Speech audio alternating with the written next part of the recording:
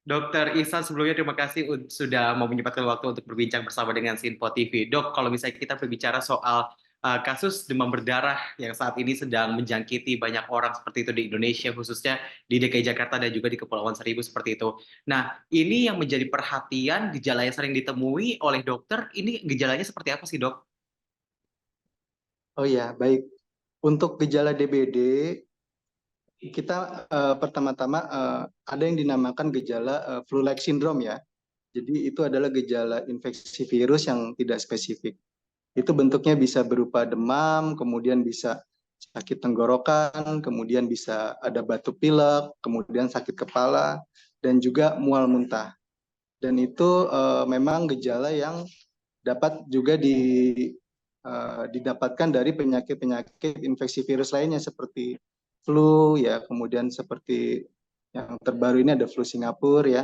Kalau itu disertai ruam-ruam merah. Jadi memang untuk gejala klinis DBD itu ada yang tidak khas dan juga ada yang khas seperti itu.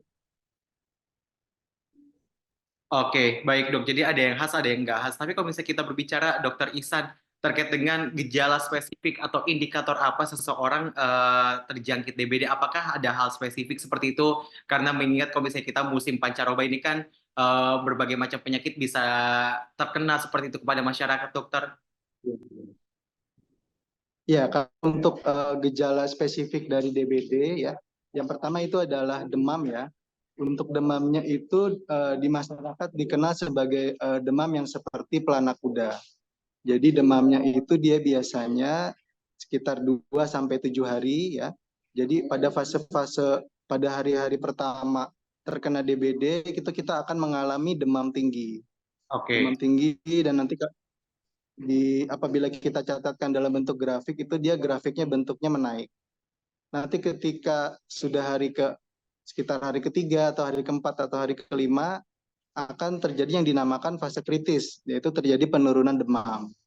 Nah, sehingga grafiknya dia akan menurun, tapi nanti ketika eh, kondisi pasien itu lemah, nanti dia akan timbul demam kembali. Nah, untuk diketahui pada saat fase kritis itu mungkin pasien itu tidak terlihat demam ya, sudah tidak ada demam lagi, tapi pasien itu semakin akan terlihat lemah ya.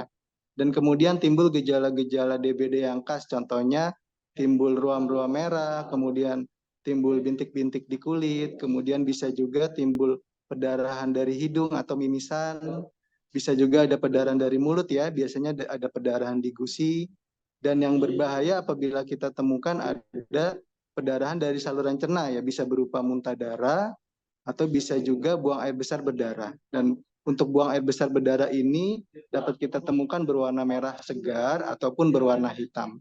Jadi seperti itu untuk gejala spesifik dari DBD. Oke, dokter, kalau misalnya kita berbicara soal DBD, lagi-lagi ini DBD kan kalau saya melihat angka kasusnya lagi lonjak-lonjaknya seperti itu di Indonesia, khususnya kalau Ya, di DKI Jakarta. Walaupun ini spesifik kalau kita bicaranya di Kepulauan Seribu seperti itu. Nah, ini tanda bahaya kalau misalnya orang terkena penyakit DBD, tadi kan ada ruam segala macam itu. Apakah memang harus langsung ke dokter pada saat demam seperti itu, masyarakat harus langsung ke rumah sakit atau fasilitas kesehatan atau bisa menggunakan obat-obat warungan seperti itu, Dok? iya. Jadi untuk masyarakat yang mengalami demam ya, kita ketahui apabila mengalami demam itu kita dapat memberikan mengobati sendiri ya awal-awal ya.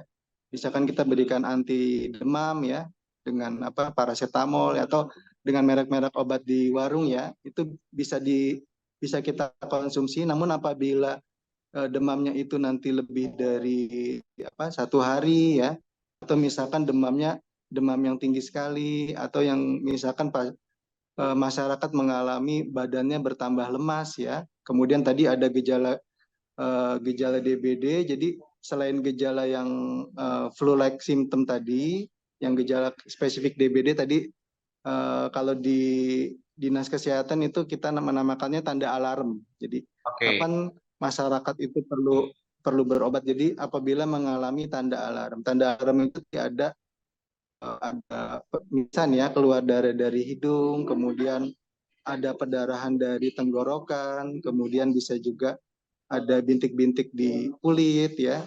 Kemudian pasien bertambah lemah ya, bertambah lemah, dan apabila diperiksakan ke fasilitas kesehatan, pasien-pasien yang kondisinya lemah itu bisa saja mengalami dehidrasi, bisa saja mengalami tekanan darah yang menurun ya.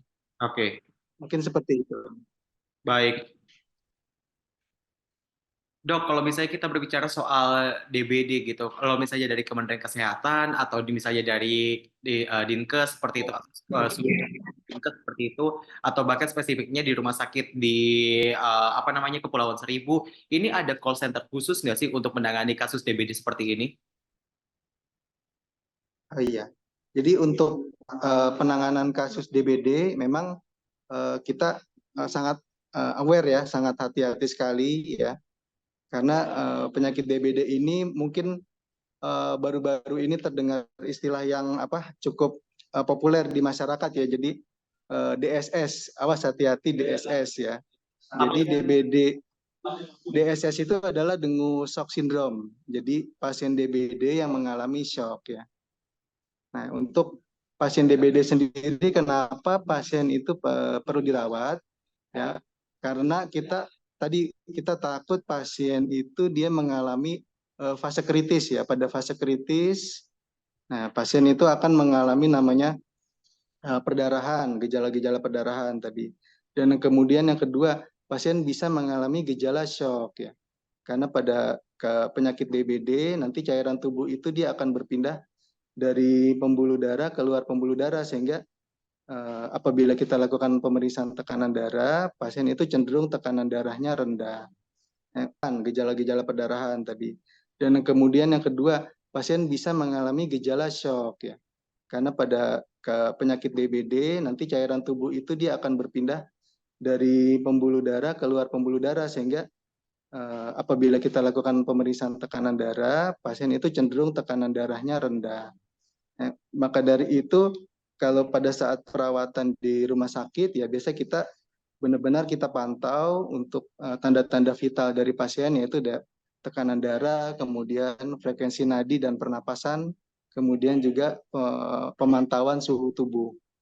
Selain dari itu kita juga memantau ini ya apa namanya adanya tanda-tanda perdarahan. Kita juga memantau apakah pasien ada gejala sesak napas ya. Kemudian kita juga memantau apakah pasien ada gangguan pada saat buang air kecil, misalkan buang air kecilnya menjadi sedikit atau tidak bisa buang air kecil, karena itu adalah termasuk tanda-tanda shock. Kemudian kalau untuk apabila ada pasien yang dirawat di rumah sakit, ya biasa kita memberikan peringatan kepada puskesmas ataupun kepada suku dinas kesehatan bahwa ada pasien yang sedang dirawat di rumah sakit, dan nanti biasanya dari puskesmas ataupun dari suku dinas kesehatan dia akan melakukan program pencegahan penyakit ya, Oke. yang bertujuan untuk membasmi vektor penyakit DBD, yaitu nyamuk Aedes aegypti. Nah, untuk membasmi nyamuk Aedes aegypti ini ada beberapa cara yang bisa dilakukan. Salah satunya paling sering adalah dengan fogging, terutama di daerah sekitar penderita DBD. Oke, siap, Pak Oke. Dok.